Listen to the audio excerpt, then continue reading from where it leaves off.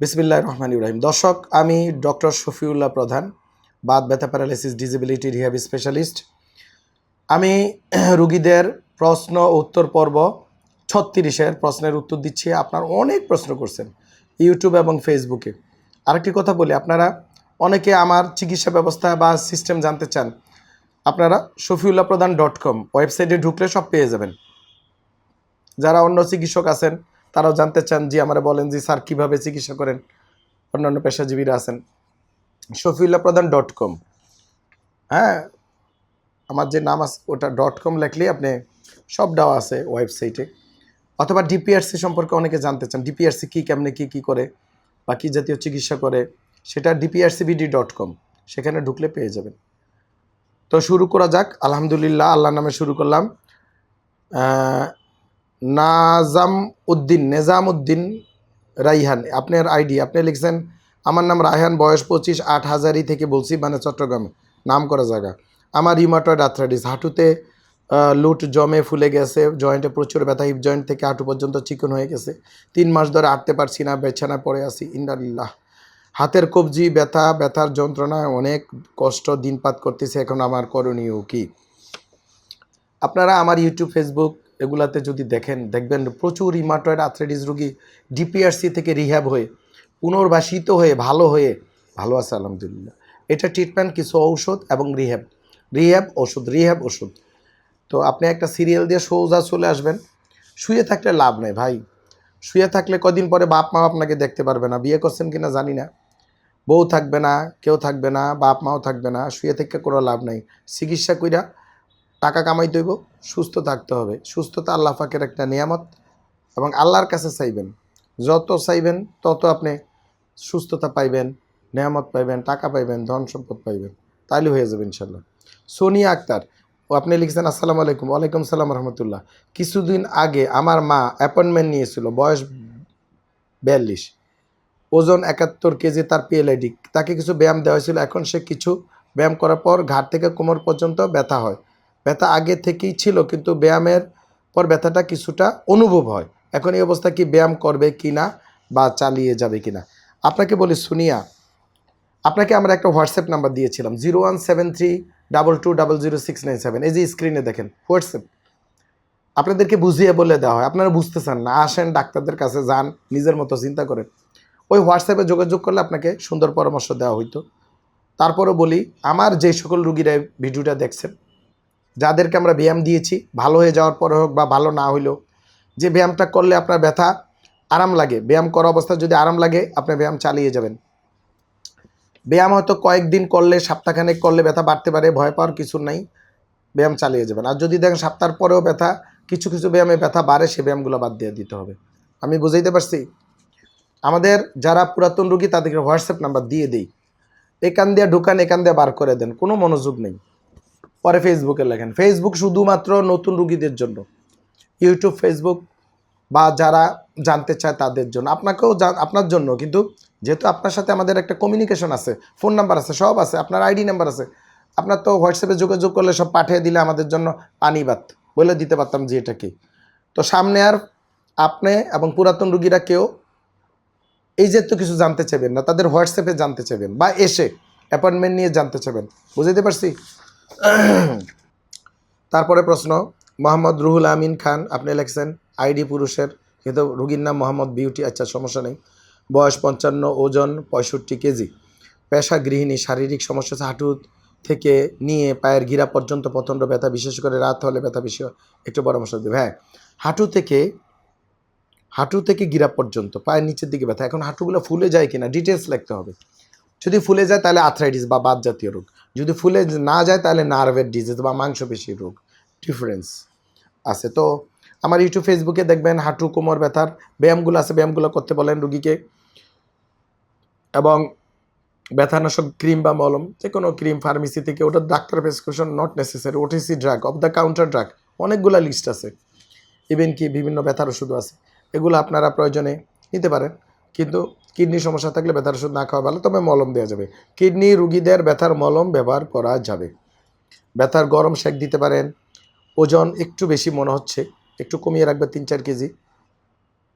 আর ergonomics জানতে হবে, ergonomics বারবার বলছি, কেউ মনোযোগ দেয় না। ওই বিভিন্ন জায়গায় মানুষ আমার কথা শুনে অন্যান্য ডাক্তাররা বিভিন্ন সেমিনারে দেয় আর্গোনমিক্স, মনে করে আরে বুঝা লাইলাম। আর্গোনমিক্স চিল্লাইতেছি 21 বছর ধরে। আর্গোনমিক্স মানে এই যে মহিলা, উনি বিউটি, উনি তো একজন গৃহিণী। গৃহিণীর ক্ষেত্রে ওনার শোয়া, বসা, পাক শাক, হ্যাঁ, উনি যে কাজটা করে, বাচ্চা কাচ্চা পালা, বেড়াইতে যাওয়া, জুতা, জামা কাপড়, বোরকা, অর্নামেন্টস, এসব কিছু মানে ডাক্তারি নিয়ম অনুযায়ী হইতে হইব। আমি বুঝাইতে পারছি? বসাটা নিয়ম অনুযায়ী হইতে হইব, শোয়াটা নিয়ম অনুযায়ী হইতে হইব, হাঁটাটা নিয়ম অনুযায়ী হইতে হইব, ওজনটা নিয়ম অনুযায়ী হইতে হইতে হবে, খাবারটা নিয়ম অনুযায়ী হইতে হবে, রিকভারি পিরিয়ড। কাজ সারাদিন করলে এটা হচ্ছে ইনজুরি। কাজের বাইরে গিয়ে আপনার রিকভারি কিছু এক্সারসাইজ আছে, এগুলো করতে হবে, এগুলো জানতে হবে। তো আমার ইউটিউব, ফেসবুক প্রতিদিন ভিডিওগুলো রুগীদের শুনতে থাকবেন, বুঝা ফেলাইবেন হোয়াট ইজ দ্য আর্গোনমিক্স, ইনশাআল্লাহ।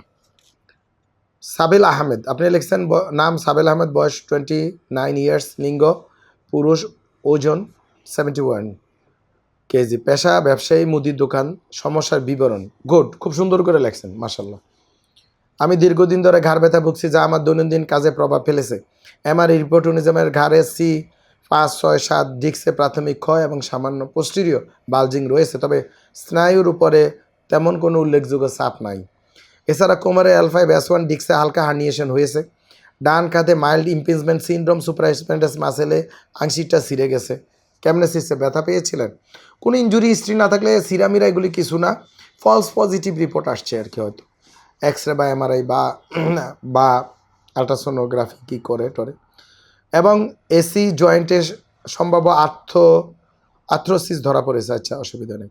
আমি ইতিমধ্যে সিলেটে বিভিন্ন অর্থোপেডিক নিউরোলজিক্যাল চিকিৎসককে দেখিয়েছি, কিন্তু এখনও স্থায়ীভাবে ব্যথা উপশম হচ্ছে না। বর্তমানে ঘাড় ব্যথা ও অস্বস্তি অনুভব করছে। আপনার মূল্যবান মতামত পরামর্শ গ্রহণ চাইতেছেন। আলহামদুলিল্লাহ, আপনি এই রিপোর্টও পাঠিয়ে দিয়েছেন। প্রথম মূল্যবান হয়েছে আপনাকে মোবাইল ফোন বন্ধ রাখতে হইব কিছুদিন, মাস 6 মোবাইল ফোন, স্মার্টফোন বন্ধ, শুধু ছোটো ওই যে বাটন ফোন ইউজ করবেন, পাতলা একটা বালিশে ঘুমাইবেন, সোজা বসে কাজকাম করবেন, নিয়মিত হাঁটা চলাফেরা করার অভ্যাস করবেন। আমার ইউটিউব, ফেসবুকে গিয়ে ঘাড় ব্যথার যে ব্যায়ামগুলো আছে, সকাল বিকাল দুপুর ওই কাজের মধ্যে মধ্যে দোকানদারি করবেন আর ব্যায়াম করবেন। আর পর্যাপ্ত 2 থেকে 2.5-3 লিটার পানি খাইবেন প্রতিদিন, পর্যাপ্ত ঘুমাবেন, হাসি খুশি থাকবেন, ব্যথানাশক মলম লাগাইবেন। এভাবেই করেন, আমার মনে হয় এতেই সেরে যাওয়ার কথা। তারপরেও যদি না সারে, তাহলে তো ডিপিআরসি আছে, আলহামদুলিল্লাহ। হয়তো আপনাকে একটু সিরিয়াল দিয়ে আসতে হবে একসময়, নিয়মকানুনগুলো মানবেন। আপনার এই যে রিপোর্টটা আমার, এই যে সার্ভাইকাল, আমরা বড় আকারে প্রিন্ট দিচ্ছি, দেখছেন? আমাদের কাগজ যাক, সমস্যা নেই, সদগে জারিয়ে বড় আকারে। তারপরে ID MD Zahir Uddin, sorry, লেখছেন আমার নাম মোহাম্মদ জহির উদ্দিন, আমার বয়স 35 বছর, আমি দিন মজুর কাজ করি। আমি একটা অ্যাক্সিডেন্ট, আমার মেরুদণ্ড হাড় ভেঙে যায়, মেরুদণ্ড হাড়ের অপারেশন করেছি, কিন্তু আমার নাভির নিচ থেকে অবশ, 8 মাস বিছনায় পড়ে আছি। আমি এখন কি করব? আমার ওজন 65, আমি আমার নাম্বার পাসপোর্ট, আচ্ছা, উচ্চতা 5 ফুট 6 ইঞ্চি, আমার আগের মতো পা এখন এখনও শুকায়নি, আলহামদুলিল্লাহ। আপনি দুইবার প্রশ্ন করেছেন, আচ্ছা, অসুবিধা নেই। হাড়ের অপারেশন করেছেন, হ্যাঁ, একই কথা লেখছেন, আচ্ছা, অসুবিধা নেই, বুঝতে পেরেছি। এই যে অ্যাক্সিডেন্ট, আসলে অনেকের বলে কয়ে আসে না, কিছু করার নেই। অনেকে গাছে উঠছেন, পড়ে গিয়ে ভেঙে গেছে, অনেকে রোড অ্যাক্সিডেন্ট, বলে কয়ে আসে না, কপালে আছে। তো যাই হোক, জীবন তো বারবার আসবে না। নিচের অংশ প্যারালাইসিস, আমরা ডাক্তারি ভাষা প্যারাপ্লেজিয়া বলি, প্যারাপ্লেজিয়া বা প্যারাপ্যারাসিস। প্যারাপ্লেজিয়া মানে একটা লেভেল আছে, যে লেভেলে ভাঙলে কোমরে নিচের অংশ প্যারালাইসিস হয়। একটু উপরে ভাঙলে হয়তো 4 হাত পা হইতো, ঘাড়ে ভাঙলে 4 হাত পা অনেকে মারা যায়, পিঠে ভাঙলে নিচের অংশ অবশ, যেখানে ভাঙে তার থেকে নিচের অংশ অবশ। অনেকে অবশের সাথে প্রস্রাব পায়খানা ধরে রাখতে পারে না, অনেকের অবশের সাথে আস্তে আস্তে হাত পা শক্ত হয়ে যায়, মানে ইট উইল টেক্স টাইম। আপনার এখন একমাত্র চিকিৎসা রিহ্যাব, যেটা ডিপিআরসি করে। তো এটা তো প্রাইভেট প্রতিষ্ঠান, সরকারিভাবে ওভাবে রিহ্যাব আমার জানা মতে নাই। যদিও আমি যেখান থেকে পড়ালেখা করছি, নিটোর বা আরআইএসডি বা নিটোর বা পঙ্গু হাসপাতাল বলে সবাই, বাংলাদেশে একটি আছে সরকারি, বড় আকার, এবং সুরা এশিয়া মহাদেশের নাম করা, যেখানে আমার মাদার ইনস্টিটিউট। তো সেখানেও হইলেও ওরকম এক্সটেন্সিভলি হয় না। সিঙ্গাপুর, থাইল্যান্ড, ইন্ডিয়া, বা চায়নাতে এক্সটেন্সিভলি হয়, ওদের টাকা পয়সার ব্যাপার আছে। তো আমরা প্রাইভেটলি করি আলহামদুলিল্লাহ, একটু সময় লাগে। অনেক রুগী পুরা ভালো না হইলেও অনেকে হাঁটতে পারে, অনেকে দাঁড়াতে পারে, অনেকে বিছনা পড়ে থাকতো এখন নিজে নিজে উইটা হুইল চেয়ারে যাইতে পারে।